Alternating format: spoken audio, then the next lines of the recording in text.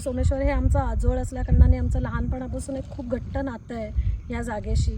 आणि इथे सोमेश्वरसारख्या ठिकाणी मामाच्या पुढाकाराने आणि इथे अशा प्रकारची गोशाळा तयार होणं आणि तिथे आम्हाला कुठल्याही पद्धतीने कॉन्ट्रीब्यूट करता येतं आहे हे आमचं भाग्य आहे. आणि त्यामुळे आम्हाला असं वाटलं की इतका सुंदर प्रकल्प इकडे जो सुरू आहे त्याच्यामध्ये आम्ही कुठल्या तरी पद्धतीने म्हणजे आमची ती नाळ जुडलेली राहील याच्याशी, असं आम्हाला खूप स्ट्रॉंगली वाटलं. त्यामुळे आम्ही ते करतो आहे. आणि फक्त तेवढंच नाही तर आमच्या पुढच्या पिढीला, आमच्या मुलांनासुद्धा ते कायम लक्षात राहील अशा पद्धतीचं काहीतरी एक कनेक्शन इथे राहण्याकरता आम्ही हे करतो आहे. खूप सुंदर काम आहे.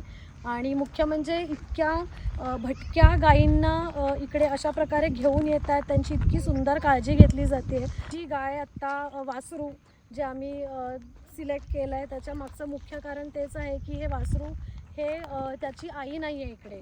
आणि बाकीची पण काही वासरं होती ज्यांच्या आया आहेत, त्यांच्यातला आणि ह्याच्यातला फरक बघून आम्ही असं ठरवलं की त्या वासराला जास्त काळजीची गरज आहे. त्यामुळे आम्ही त्याला मदत करायची असं ठरवलं आहे. ते आमचा छोटासा वाटा या सगळ्यामध्ये. सो मी दरवर्षी येऊन नक्की बघण्याचा प्रयत्न करू एवढं आम्हाला असं खूप स्ट्रॉंगली वाटतं आहे. खरं आहे. म्हणजे लहानपणापासून आम्ही इकडे येतो तेव्हाचं ह्या जागेचं जे स्वरूप होतं ते आणि आता हे जे एक बदललेलं स्वरूप हे मामाच्या पुढाकाराने, जसं विदुला म्हणाली तसं, ते आमच्यासाठी एक खूप मोठी गोष्ट आहे आणि एक इन्स्पिरेशन आहे. आणि म्हणूनच आम्ही इकडे आज यायचं ठरवलं आणि येऊ शकलो. आणि खरंच खूप छान वाटतं आहे की आम्ही हे योगदान देऊ शकलो आज. ते जे वासरू आहे त्याचं नाव आम्ही रत्ना असं ठेवलेलं आहे आणि त्या वासराची आता काळजी घेणं हे आमचं कर्तव्य आहे.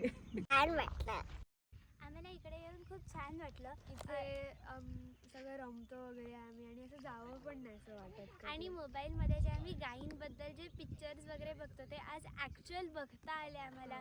प्लस त्यांच्याशी इंटरॅक्ट करता मिळालं, त्यांना चारा देता आला. एरवी असं ते सगळं प्लास्टिक वगैरे खातात, आता इकडे छान ते चारा वगैरे खातात.